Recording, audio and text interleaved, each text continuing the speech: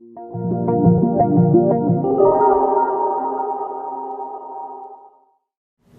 am deeply, deeply honored to introduce the eminent educational theorist and psychoanalyst Deborah Britzman, whose work has profoundly influenced me over the past 20 years in my capacity as researcher, teacher, and administrator. In that latest role, it has been illuminating and sobering exercise to read Britzman's article on the fragility of peace, which many of you read for the seminar this morning, ahead of conversations that have been happening here at McMaster as they are happening across Canada on the role that universities will play in advancing the Truth and Reconciliation Commission's calls to action. And in light of universities in North America and Europe having to respond in the immediacy of the moment to the Syrian refugee crisis, spurred by a region racked by decades of warfare. These are just two examples, historic and contemporary tragedies in which educational institutions have surely played their role, a recognition and a reckoning that needs to inform meaningful response. Like the French theorist Michel Foucault, Britzman has long recognized the fallacy at the very heart of the Western organization of thought. The idea, as he put it, that, quote, knowledge and truth can never not belong to the register of order and peace, that knowledge and truth can never be found on the side of violence, disorder, and war. Or as Britzman herself states, with an analyst's characteristic incisiveness, of the possible arrangement of, quote, psychosocial life capable of unspeakable involvement in an educational enterprise dedicated to genocide. Britzman describes the particular crises universities now face in terms of what she calls the very thought of education and the affective dimensions of education, which determine when the confrontation with a harsh or unyielding reality ushers in either the need to think or, in fact, it destroys thinking itself.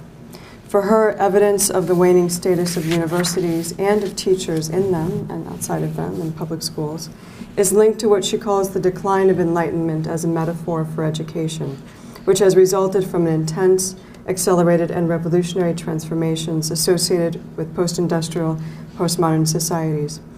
With her inimitable capacity for identifying human contradiction and paradox, Britzman focuses our attention on what she calls the horror of learning for both teachers and students.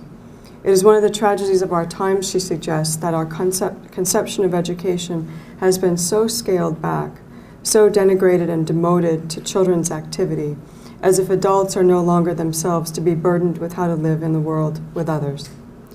And so the task of learning anew returns us anew to the pain and anxiety we recall with regard to our own intellectual development within educational institutions. She recalls these with us, evincing the terrifying encounter with the unknown and the obscure, the indignities of being disciplined, the disgrace of occasional failure, the myriad disappointments and narcissistic injuries. In conditions marked by postmodernity, the horror of learning is effectively suppressed by, she writes, skills supplanting ideas, technique is confused with authority and responsibility, and know-how short-circuits the existential questions of indeterminacy and incompleteness. Unquote. Such are the fruits of what Bill Reddings might have called neoliberalism's university of innovation, for what Deborah says is the high-speed student turned consumer. In substituting training for higher learning, the university performs what Britzman calls the collapse of its pedagogical theme.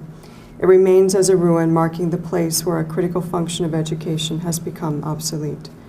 The seduction of certainty in times of acute vulnerability and dependence proves too great to refuse. As a result, the default position of too many in the academy is to close ranks and resist change at any level. And in refusing the uncertainty of new knowledge, or the very conditions that produce new knowledge and new relations, we refuse, in Britzman's terms, quote, the emotional acceptance of our ignorance because we cannot really know what will happen with new knowledge, that even new knowledge does not exhaust what is unknowable, and that we act from not understanding.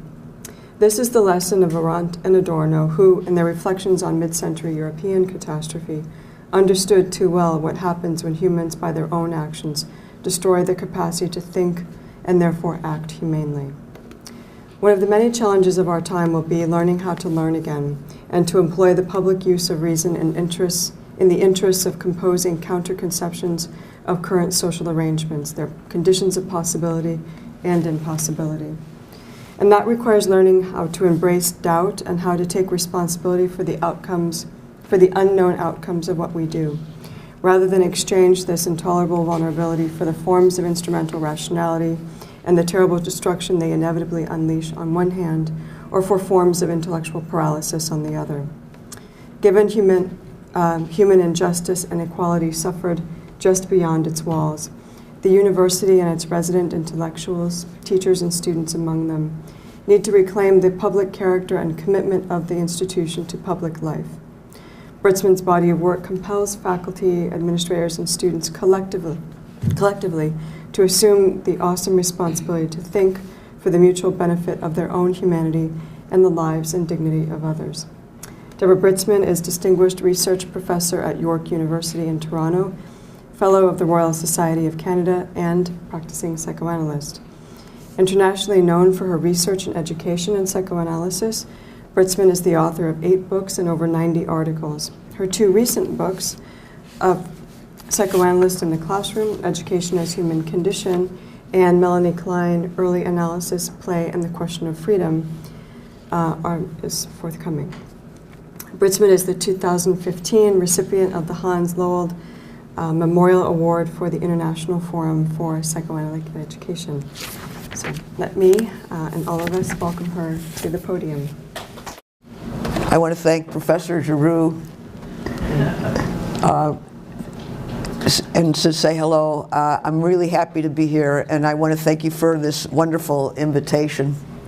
Today I'll be working from the Klein book, and the topic that, it's probably an optimistic topic that I'm giving you today, and it's on the topic of psychoanalytic friendship, and narratives of a psychoanalytic situation on the friendship of Mrs. K, was how she referred to herself in her book about this case study. It's one of the most extensive cases that we have in child analysis, and Richard.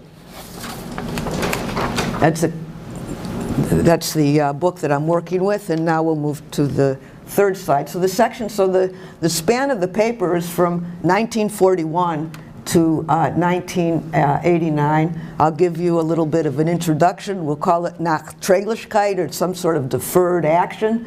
The next section is a quote, go right to the depths. The third section, do you really know what I think? How can you know? This is the 24th session with Richard and Melanie Klein. Then, do psychoanalysts go to church? That's the 52nd session. And then, must we say goodbye on the sadness of parting? And then a little postscript on Richard, Mrs. Klein, and Mahler. Just at the beginning of the start of the Freud-Klein controversies in the midst of World War II, Mrs. Klein, then 59 years old, conducted a 4-month analysis with Richard, a 10-year-old English boy. From the beginning, Richard knew they would only have 4 months together and that Mrs. Klein would have to end the analysis. Perhaps such knowledge confirmed his suspicions, and there were many: Mrs. Klein's thick German accent, the visible and invisible enemies, and the improbability of friendship. The transference was immediate. The year was 1941, particularly difficult for them both. And in one of those strange psychoanalytic coincidences, the analysand's anguish was not very far away from that of the analyst. Klein, too, must have been preoccupied with enemies who were suspicious of her theories. She was in preparation for her defense to the British psychoanalytic controversial discussions. Her August 29, 1941 letter to Clifford Scott forecast heartache, and she mentions Richard. Quote, "We are only at the beginning of making people understand the importance and meaning of depression, and I'm afraid it will be a difficult and lengthy job. I now analyze a boy of 10. It is surprising and gratifying to see how much knowledge of the depressive position has advanced technique and theoretical practical understanding. I am afraid, however, that most of our colleagues are extremely reluctant to accept these new things. This may retard progress, but should not altogether hold it up." 19 years later, around the age of 76, Klein returned to her boxes of notes on an analysis cut short and wrote her most affecting study, Narrative of a Child Analysis, the Conduct of Psychoanalysis of Children as Seen Through the Treatment of a 10-Year-Old Boy. It was published posthumously in 1961. It runs 496 pages. She continued to justify her psychoanalytic technique with extensive footnotes, many of which anticipated long-standing contentions over her style of deep interpretation. By then, Klein had redefined the designs of psychoanalytic concepts such as projective identification, the paranoid schizoid and depressive position, envy and gratitude, the total situation of the transference, the centrality of fantasy to early anxiety situations, and the infantile roots of the adult mind. She continued to maintain that early analysis of young children was the royal road to knowledge in adult psychoanalysis. My discussion of Klein's late work attends to the fate, or perhaps the vicissitudes, of the good object, with the provocative claim that the heart of the psychoanalytic situation proposes to the analyst and the analysand a question of friendship. Such friendship is unlike any other. As appeal to fleeting scenes of appearance, disappearance, and the art of compromise, psychoanalytic friendship must bow to its own incompleteness. Now, while the field of psychoanalysis contains significant commentary and dispute over the analytic couple, the analytic relation, endings and beginnings, free association, and the significance of transference love, while Freud suggested that the analytic alliance is dedicated to the destruction of the symptom, and while the analyst's ethic of neutrality may serve as a warning to her unavoidable transference, what today is discussed as the analyst's self-disclosures, the hovering question of friendship is hardly discussed. With Klein, the question of friendship belongs to the fate of the good object. Her emphasis on the inner world of object relations as friendly and unfriendly, and as good and bad, opens new awareness for why the desire for friendship is so significant to the life world of the mind and the moral capacity for symbolizing the depressive position that keeps watch over feelings of loneliness, sadness, and gratitude and thoughts of the other.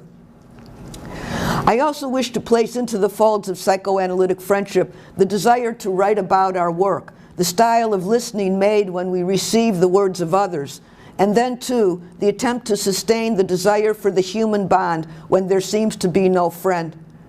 Derrida's Politics of Friendship, published in American Imago, proffers a meditation on friendship as thoughts of the other, quote, as something yet to come, quote, and as, quote, an experience in waiting, unquote.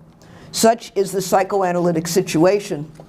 Before, during, and after the psychoanalytic situation, friendship may flourish from and founder over anxiety over the loss of love.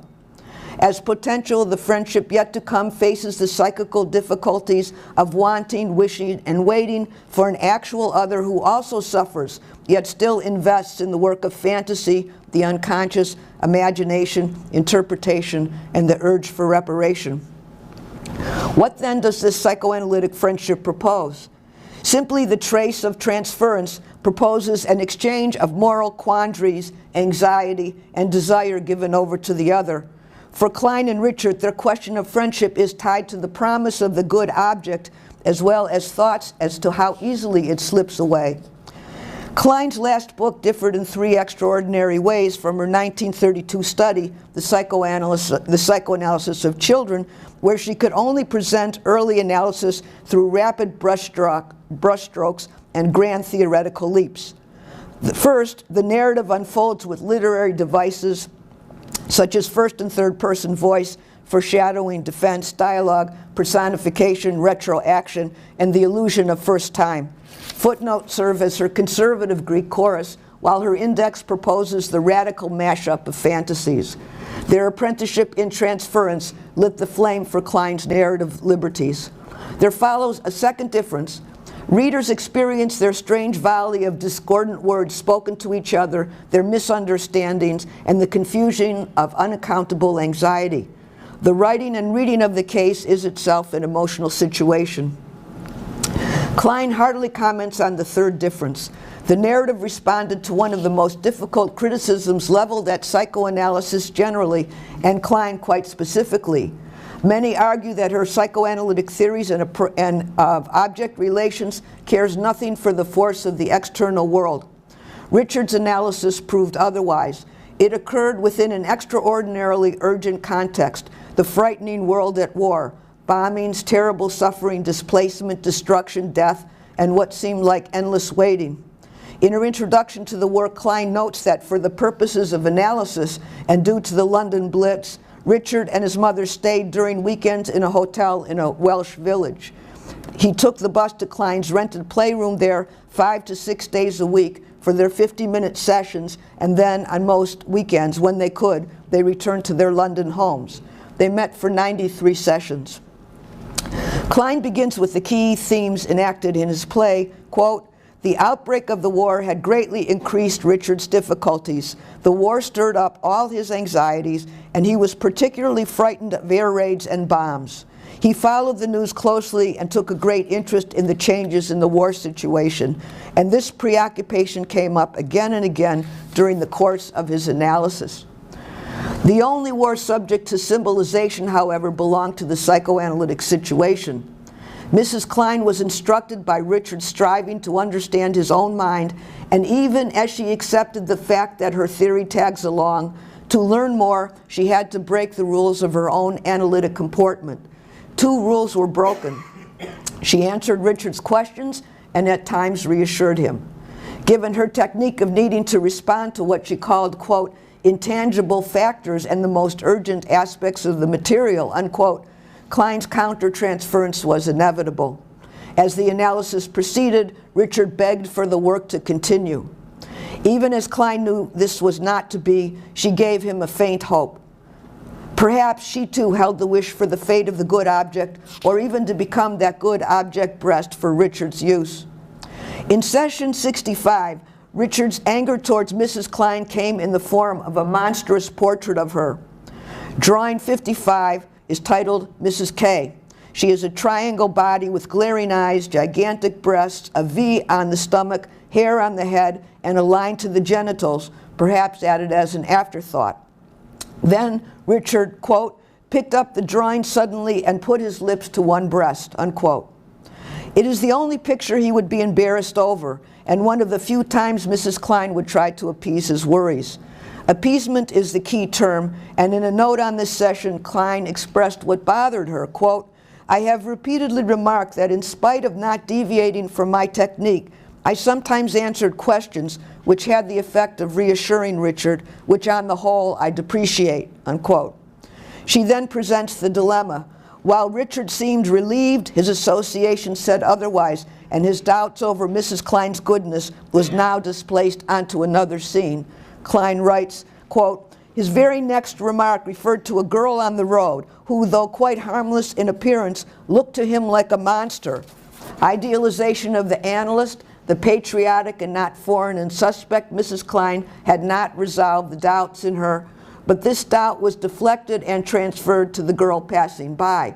We can find again and again that mistakes of this kind are unconsciously, and with adults sometimes consciously, resented and criticized. And it is true in spite of patients longing to be loved and reassured.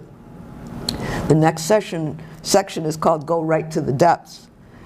Donald Meltzer's lectures on the narrative begin with the heart of Klein's technique. Quote, the first week of the analysis opens like a Chekhov play. Immediately, all the characters are introduced and all the themes and subplots are hinted at. What can be seen happening in the first week is that, intentionally or not, Mrs. Klein set about mobilizing anxieties rather than diminishing them. And the technique she employed for mobilizing Richard's anxieties is really no different from the one of diminishing them. That is, go right to the depths, unquote.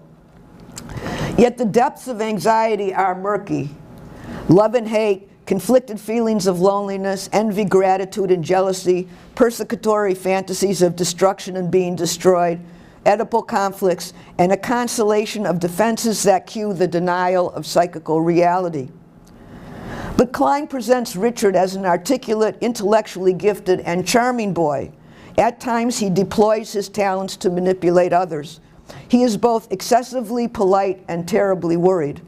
Richard becomes lost in his circuitous reasoning and then to bouts of paranoia, depression, and spectacular sadness. He is at war with his useless feelings. Around 1939, due to his fear of other children and his anger at being without friends, at the age of 8 he stopped going to school and his mother took over his education. His mother reported to Klein that Richard was anxious, overly affectionate, and worried about their separation. Then too, there were Richard's paranoid fears of being poisoned by the cook, of being watched by strangers, and his compulsion to be on guard. Whenever Mrs. Klein and Richard went outside, he required her to whisper. Everything was dangerous. The playroom too became a character world. It had a kitchen and lavatory, and Klein provided small toys, paper, pens, chalk, and a little table with 2 chairs. Klein would take his paintings home and then return them the next day. Occasionally, Richard would bring his own fleet of toy soldiers and warships. Leaving toys home meant a loss of trust in Klein. The rented playroom was used for other purposes, and for each session, Klein had to open the outside door. Much of the time, Richard arrived early and stood outside waiting for her. When the sessions ended, no matter how difficult, they walked away together. Richard would have the last words while Mrs. Klein kept her thoughts to herself. Interpretation of Richard's anxieties only occurred during the session. At their first meeting, Klein asked Richard if he knew why he was seeing her. He said he had some difficulties and wanted to be helped, and then he filled the room with his worries about Hitler's cruelty and about whether Mrs. Klein, like Hitler, was Austrian. He worried about boys and tramps who might hurt him. He worried he would be overheard by enemies. He was concerned over his mother's health and whether she would be kidnapped. And then something must have piqued Mrs. Klein's listening. Richard worried what he was like on the inside and what other people's insides were like.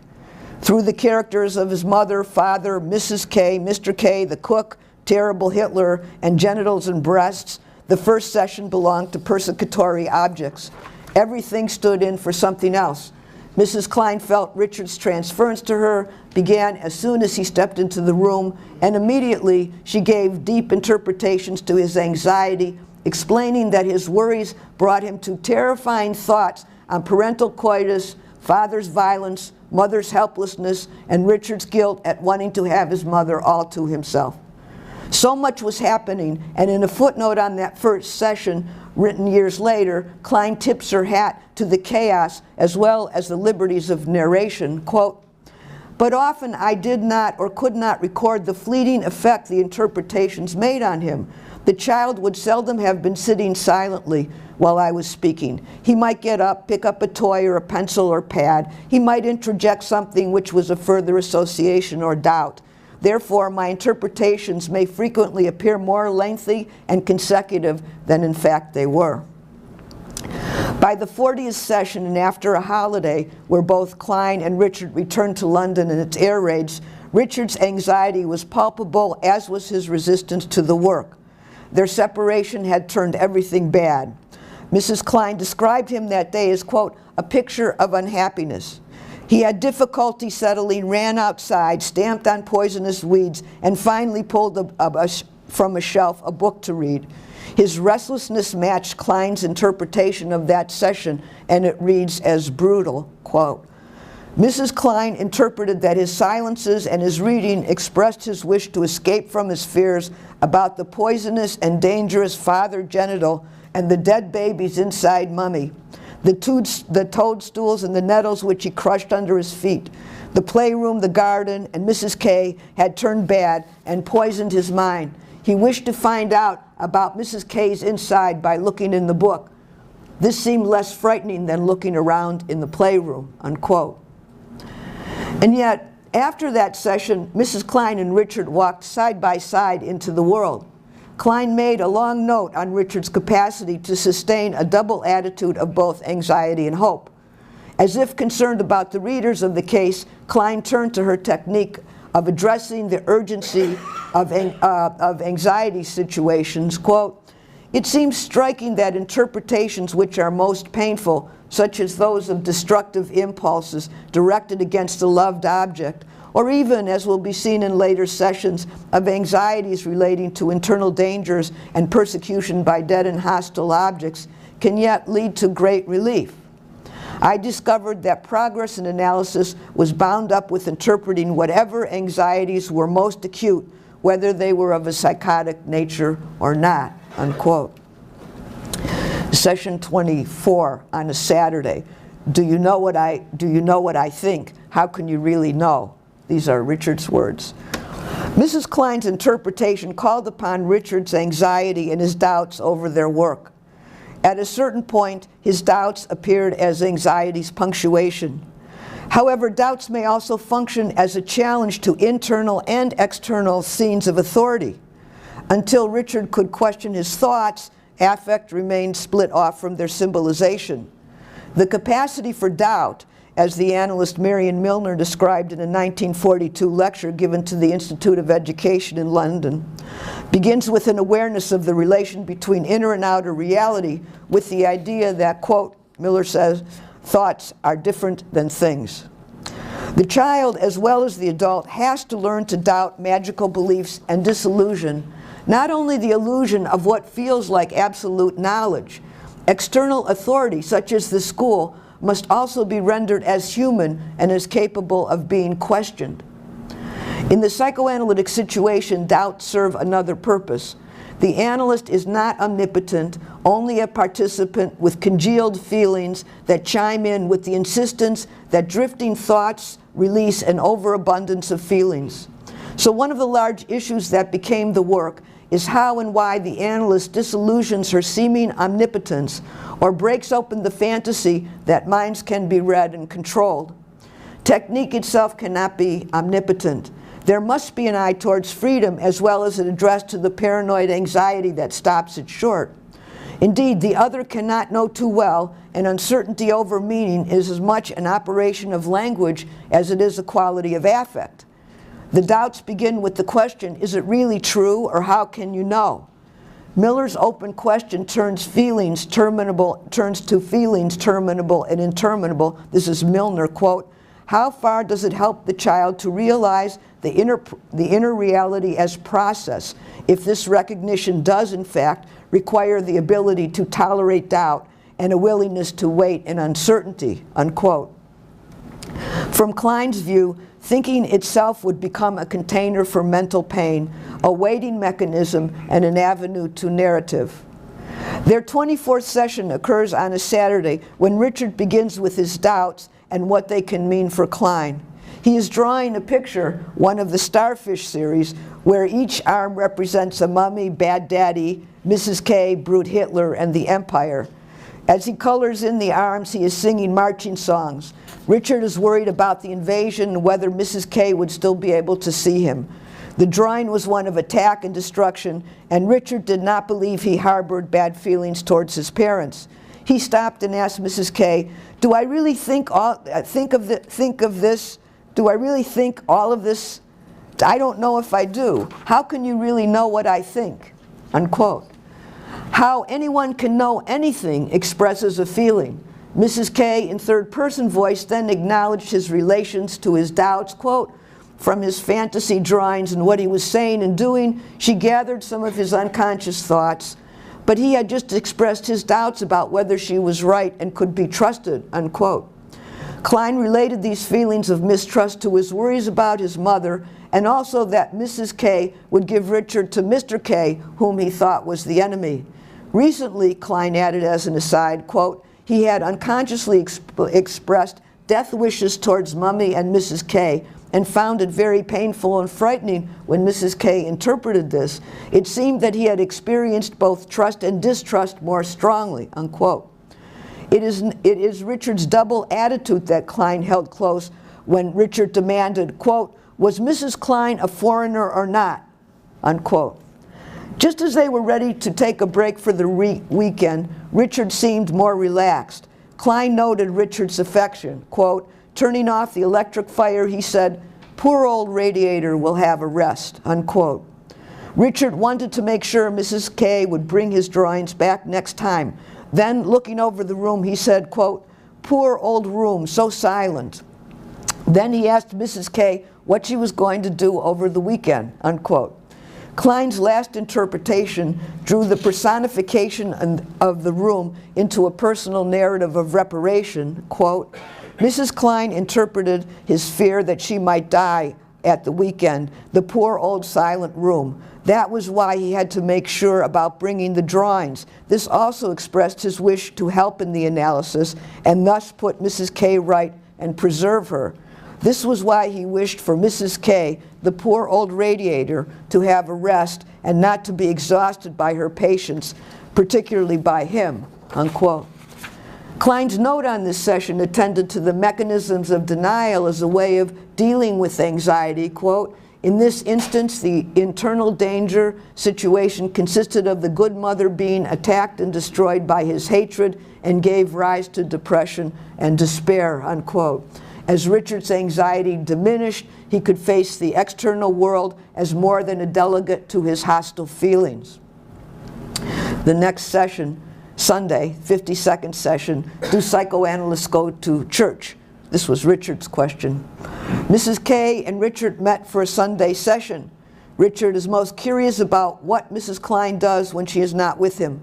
The session turns to Richard wondering about Klein's belief in God and country. Then, while drawing a German airplane on the ground hit by lightning, asked if he could raise something personal. Quote, did she go to church? Do psychoanalysts go to church? And at once, even before Mrs. K could have replied, he said that she could not go because she was too busy, unquote. Mrs. Klein opened his question through what he did not ask. Did Richard think it was wrong not to go to church? Then, quote, Mrs. K asked if he was afraid of punishment by God, unquote. Richard changed the topic by announcing that he wished to give a performance with a rope that he swung between his legs and told Mrs. Klein to be the audience and clap enthusiastically. The play became manic, and then Richard asked Mrs. K to perform with the rope. She too swung it around. Quote, Mrs. K then interpreted that when Richard held the rope between his legs, it represented Daddy's genital, which Richard had taken away and now possessed. Mrs. K performing with the rope meant that Mummy too should have a powerful penis, which would make them all equal. The rope play, both Richard's and Mrs. K's, expressed his wish to have sexual intercourse with her, at the same time that this was a wish he had been so afraid of and for which he felt that God, standing for Daddy, would punish him, unquote. Richard kept returning to his drawing of the downed plane, the blackening sky. He then walked around the room aimlessly, and Mrs. K told him he wished to escape from his bad thoughts. This last turn was to his urgent dilemma. Richard felt it was wrong that they met on Sunday. Moreover, he had severe doubts about psychoanalysis and felt it too was wrong. The sexual talk was improper, though Richard did have the dangerous wish to have sex with Mummy. But it was improper of Mrs. K to speak of such desires as they were tempting him. It is worth quoting the range of emotional experiences involved in such a quick exchange. Quote, this is Klein, these desires seemed all the more dangerous to him because they were connected with hate, jealousy, and destruction of his parents whom he loved. He had always been struggling to get away from such hostile feelings, which he felt were bad, and wished only to experience love. But Mrs. K, when he was afraid of her tempting him, represented Mummy as well, who was tempting him by allowing him to sleep in a room alone with her. He also suspected her, whenever she showed him love, of being disloyal to Daddy and of encouraging Richard's bad and hostile desires. He felt Mrs. K should not have given him this session on Sunday, that she and he should have gone to church. At the same time, he did want Mrs. K to give him an additional session, unquote. It's at this point that Richard told Klein that he felt the analysis was helpful. What changed his judgment? In Klein's view, putting into words the distorter of painful clashing feelings provided Richard with a means to symbolize anxiety and ambivalence. When bad things can be put into words, the authority of fantasies diminish. The analytic dialogue was now deep in the heart of Richard's worries, though when they walked out together into the world, Richard turned back to the playroom and said it was good for the playroom to have a rest. Here we can summarize Klein's play technique. She listens to the child's despaired utterances and sees in his drawings depressive pain and his hopes. She observes Richard's walkabouts as eruptions of anxiety, promoting the defense of denial of any meaning unconscious communication holds in store. And she works from inside Richard's questions. Technically, Klein's interpretations are meant to call forth both anxiety and new ideas. Richard's activities, drawings, doubts, questions, and refusals become an index of his emotional attitude towards his inner world, his transference to Klein, and what he cannot bear to imagine about the outer world. Paradoxically, the mechanisms of defense, omnipotence, identification, and splitting, carry the means to know them. Klein is then proposing a new kind of psychological knowledge capable of containing inchoate elements of the emotional world and the moral quandaries involved. Then, too, the unconscious communication Klein conveyed between the lines of interpretation belong to their friendship. But the analyst must be willing to be a magnet for love and hate, become the poor radiator, the sad, silent, empty room, and then the playroom that needs a rest. The next session, Must We Say Goodbye? The Sadness of Parting. The last sessions were those of parting as much as they were an inquiry into the sways of security and insecurity. Klein felt that Richard's manifest wish was to end his analysis in a friendly way. There were, however, new pains, headaches, tummy aches, and demands that Mrs. K leave her other patients and work only with him. His distrust of Klein resurfaced in the form of doubts over her and his goodness. Richard is manically drawing pictures and tearing them up. In session 75, Richard asked Mrs. Klein, could she cure dopey boys? He also wanted to know when she became a psychoanalyst. Was it before or after she married Mr. K? Was Mrs. K loyal to the German enemy? Then he asked whether Mrs. K really did not mind his referring to her nationality. Has Richard's questions hurt Mrs. K's feelings?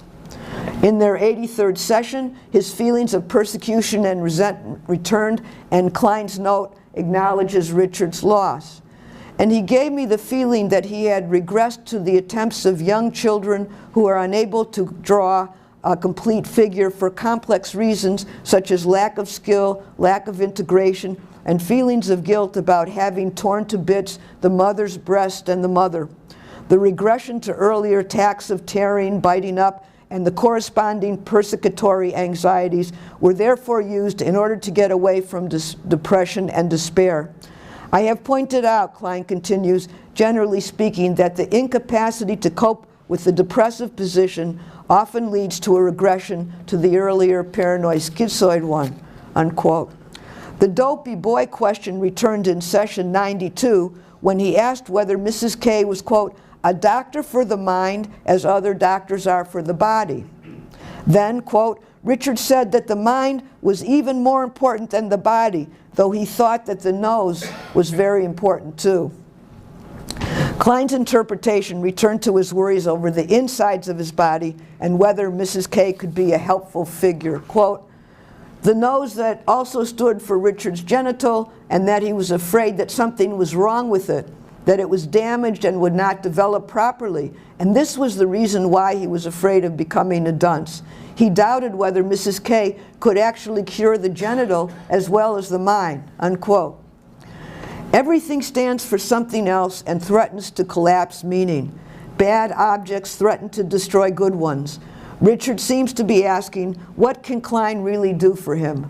And in their last three sessions, the large question of whether in the sorrow of parting, everything good would disappear forever.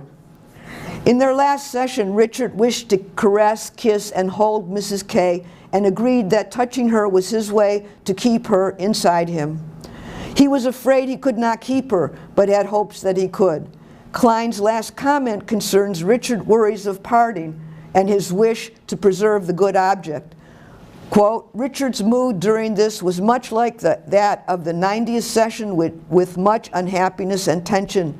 His increased desire to be cuddled showed repeatedly in his touching Mrs. K, and he dropped things so as to be able to touch her legs when picking them up. He was obviously all the time trying to restrain his aggressiveness because of the fear of injuring his loved objects, unquote.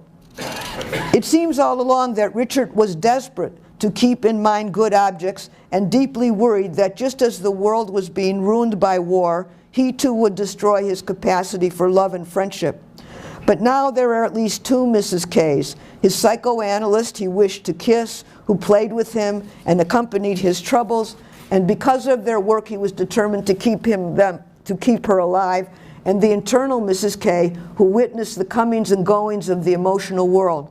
Klein considers then the fate of the good object and the glimmers of the depressive position there all along, quote, the growing predominance of the life instinct and the fusion between the two instincts and the ensuing mitigation of hate by love were the ultimate reason why he could remain hopeful in spite of the very painful experience of breaking off an analysis which he consciously and unconsciously knew to be essential to him, unquote. Klein insisted that only by addressing anxiety, calling it forth, and giving affects a story of embodiment to aid the freedom of dispersal, would the child invest in the life world of the mind needed to create emotional bonds. But we also learned that children too not only create the analysts they can bear, but are also analysts in the making. Such an important tie to the transference dialogue affects both the course of psychoanalysis and Klein's working style. In contemporary terms, Kristeva's figure of the inexpressible child caught between biology and meaning provides a fine description of the child and analyst at work. Quote, this is Kristeva, the therapist's task is twofold. First, the therapist must be an analyst who fosters desire, including, of course, the desire to speak, despite inhibition and depression. Second, the therapist must be a speech therapist who maps out individual program for each child, since theoretical givens do not apply to everyone, and then helps those children understand the linguistic categories that will allow them to add symbolic productions to their subjectivity, unquote. Klein's principle for affecting psychoanalysis may go something like this. Where deprivation was, there frustration, aggression, fantasy, anxiety, defense, depression, gratitude, reparation, and friendship shall become. Step by step and side by side, human tolerance and mental freedom walk hand in hand. And Klein insists upon narrative, now as negative capacity, as our first resource for working through the schizoid defenses and their denial of the relational infantile roots of the emotional world. Yet we need these anxieties. So narrative, like the desire for love and friendship, as we have seen in many of their sessions, is a double-edged sword. The words themselves can be mistaken for taunting objects. They may also become a symbolic scaffold for new thoughts. Klein was well aware that her vocabulary would be shocking to her readers. At the start of an elaborate index for the Richard case, Klein writes an unusual prefatory note. This book is written in 3 distinct languages. The first expresses the child's material in concrete everyday terms and the symbolic meanings. The second, the chapter notes, is written in the terms of an ordinary psychoanalytic book or paper. And third, however, seldom appears in the index, and when it does, it's usually for the purpose of illustrating chapter notes. But how daunting it is to index the effusions of psychical reality. See under babies, babies, baby. See also children, chicks, eggs, fish, flies, sailors, salmon, par, seed, starfish, birth of, desire for, desire to be, desire to give mother, desire for mother to have, desire to restore mothers, to restore mother, fear of children as, greedy, hostile, internal, inside mother, attacked and dead, inside mother, fear of, mixed feelings about, shared with mother. See under babies. Only in the index do we rush into the difficulties of distinguishing the 3 registers of psychoanalysis: affect, fantasy, and technique. In postscript, Richard's recollection of the analysis. Many people wonder what happened to Richard. Klein reported some news that he returned to school, though she knew there was no way to forecast the afterwardness of endings. Richard appears briefly in another book, Philip Grothkurth, a biographer of Klein, somehow found the adult Richard 40 years later. Grothkurth reported on their 3 meetings. In their first encounter, Grothkurth faced a 50-year-old man who did not know of Klein's study and of course did not respond to the name Richard. But he did remember Mrs. Klein and recollected the toys, the analytic room, and the bus he traveled on, his fear of other children, the kisses he wanted to give her, and then his temper. Still active, he admitted. In the second meeting, Grothkurth gave him a copy of Narrative of a Child Analysis. She describes Richard holding the book. He glanced at the photograph of Melanie Klein on the back cover. "Dear old Melanie," he murmured. Then he suddenly put the photograph to his lips and kissed it affectionately. It was the third meeting after he had read the narrative that Richard expressed what his analysis felt like. Quote, "The adagio from Mahler's Fifth Symphony more perfectly than any words I could use sums up the complete truth of my feelings at that time." Gustav Mahler's Fifth Symphony was written between 1901 and 1902. He had fallen in love with Alma Schindler. With music, he created what Jen Malt Fischer described as, quote, "a vocabulary that seems familiar and sometimes even intimately colloquial. Mahler expresses all that is unheard of and uncanny, all that is unsettling and upsetting. What sounds alien, what it was alien sounds familiar, and what is familiar now seems alien," unquote. The Fifth Symphony is a vast stormy sea of the soundings of the drive to reach the elusive depths of emotional life. Some musical commentators have described the opening of the symphony, known as the funeral march, as hysterical. Crying horns, loud blasts that insist upon their hearing. It is difficult to listen without feeling anxiety. Is that first movement an ode to the past or a foreshadowing of a future of war? The second movement, too, is stormy, and Mahler directed it to play with vengeance. The scherzo is a frenzied dance that Mahler described as both giving and destroying birth. The fourth movement, the adagio, is best known through Visconti's film of Thomas Mann's novella of the artist's crisis with love and art, Death in Venice. It goes right to the depths and is to be played with excruciating slowness. Fischer describes this movement as one of love and elation. And what to do with all that poignancy? How shall it end? The fifth movement cannot give an answer, only a compromise that Fischer noted, quote, as a papering over of the cracks opened by the first 4 movements. It is as if Mahler's symphony understood the pain of integration is never complete. As for the psychoanalytic situation, it too plays with the movements of vengeance, anxiety, love, and compromise that taken together freely associate with the grand psychical themes of friendship. Klein provides a new vocabulary that is utterly familiar and estranging.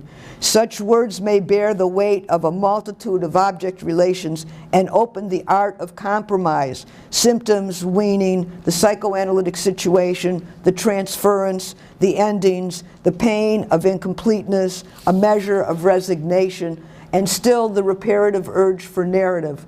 All express the flux of emotional attitudes towards someone or something. Klein also teaches us that the self, as everything good and bad, is also a papering over of cracks. Fantasy will be our best and most fragile threading. Narrating the fate of depressive anxiety will be our lot. But so too will be the wonders of an unrepeatable friendship that can bear the question of hope for a moral psychology dedicated to the good object, whatever that may be. Klein's parting gesture would come as her last book. It would remind a 50-year-old Richard of those long ago yearnings of love and loss that return with great poignancy of looking back. His parting gesture in receiving their book is to seal his friendship with a kiss. Thank you.